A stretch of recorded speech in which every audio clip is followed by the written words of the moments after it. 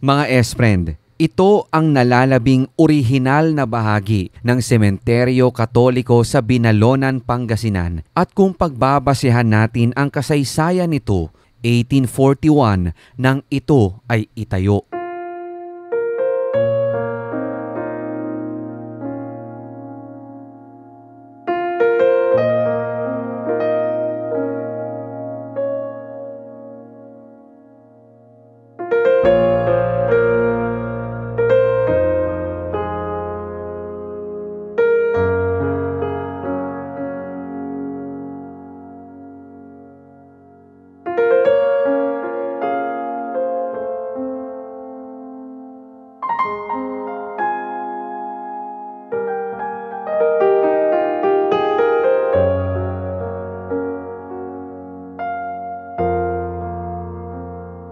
Sa artikulong isinulat ni Miss Veronica Sison, katuwang ang Binalonan Cultural Mapping Team, maihahalin tulad sa kupas na pintang ito ang kasaysayan ng naturang sementeryo na matatagpuan sa Barangay Bued. Sa naturang akda, ito ang mga salitang orihinal na nakapinta sa harapan ng Cemetery Chapel na kung isasalin sa Ingles ay O Mary, conceived without sin, pray for us who have recourse to thee.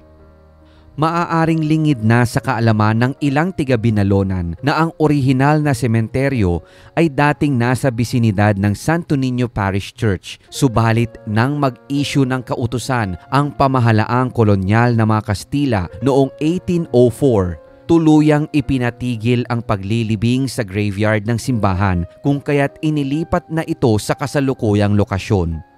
Itinuturo na ang direksyon ng hangin, aspektong kaugnay ng sanitasyon at kalusugan, lalo na ang paniniwala ng mga sinaunang Binalonians ukol sa mga patay ang siyang naging dahilan sa pagpili ng bagong lokasyon ng sementeryo. Ang disenyo ng bagong lipat na sementeryo ay likha na ni Fray Policarpio Iliana noong 1841 at ipinagpatuloy lamang hanggang 1860s ni Fray Juan Fernandez. Kung titignan mula sa ibabaw, lalo na ang satellite imaging nito, hugis parisukat ang layout ng sementeryo na visible pa rin naman hanggang sa kasalukuyan. Bagamat ang isang bahagi ng perimeter fence nito ay giniba na resulta naman ng pagpapalawig ng sementeryo sa pagdaan ng panahon. Sa kabutihang palad mga S-friend, may natitirang matitibay na bahagi pa rin ang brick fence ng sementeryong ito na nakaharap naman sa Barangay Road. Subalit, ang tanong, mapepreserba pa kaya ito sa mga susunod na taon?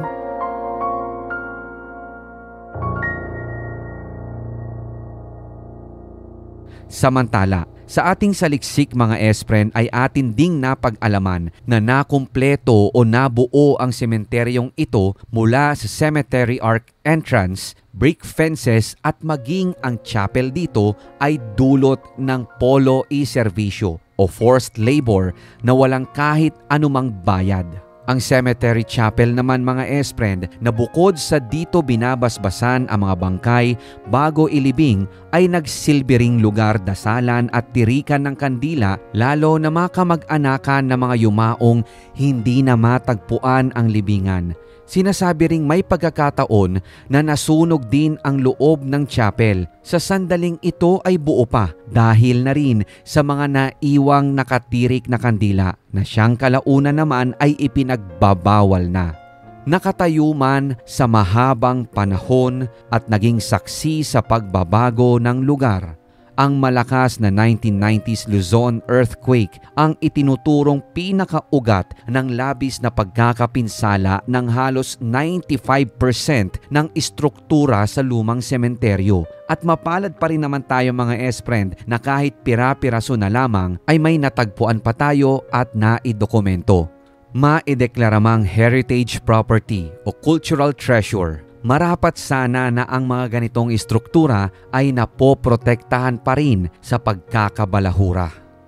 Bukod sa lumang sementeryo katoliko na ito mga S-Friend, abangan din ang paghahagilap natin sa ikangay isa rin sa mga makasaysayang markers na tila nalilimutan na rin ng karamihan sa panahon na ito. Ilang metro mula sa Cemetery Chapel, dito ay may matatagpuan pa tayong piraso ng kasaysayan ng Binalonan at ito ay walang iba kundi ang Binalonan Revolutionary Marker. Abangan mga S-Friend ang full exploration at buong episode nito sa Urbex PH Plakado TV YouTube channel.